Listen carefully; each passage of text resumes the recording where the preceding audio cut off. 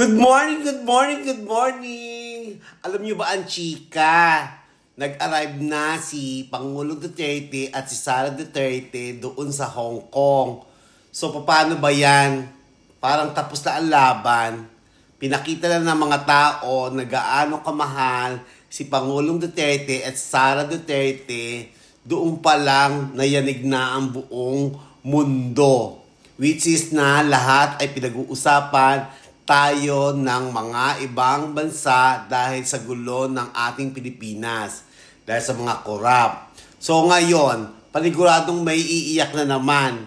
Iiyak na naman na hindi matatanggap bakit gaano ka-powerful ang mga Duterte. So, ano pang hinihintay nyo? Tapos na ang laban, di ba? Hindi nyo pwedeng impeach talaga si Sara Duterte. Matakot talaga kayo. Are you ready?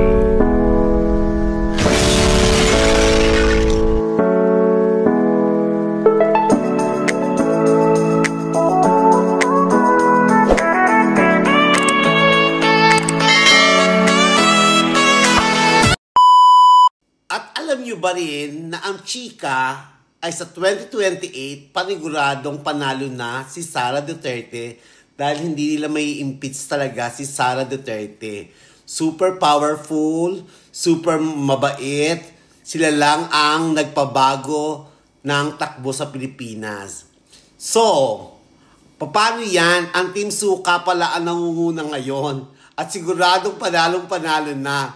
So, good luck na lang sa lahat ng pumirma na 100 o 200 yung pumirmang yon na kung ano-ano ang mga sinasabi, hugas kamay na.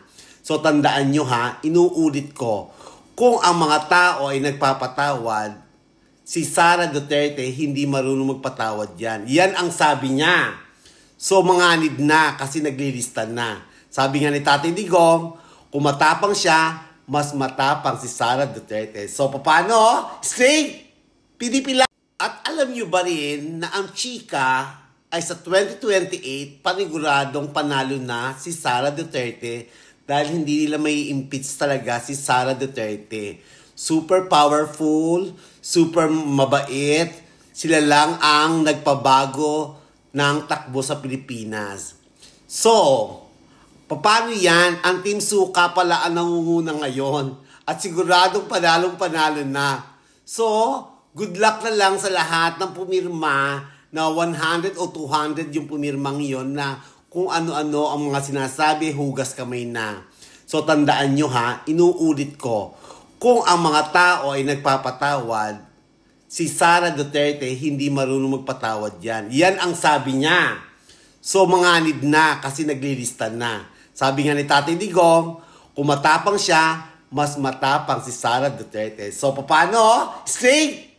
PDP lang. So, ano pa mangyayari ngayon? Ang masasabi lang natin, straight, PDP laban para hindi ma-impeach si Sara Duterte.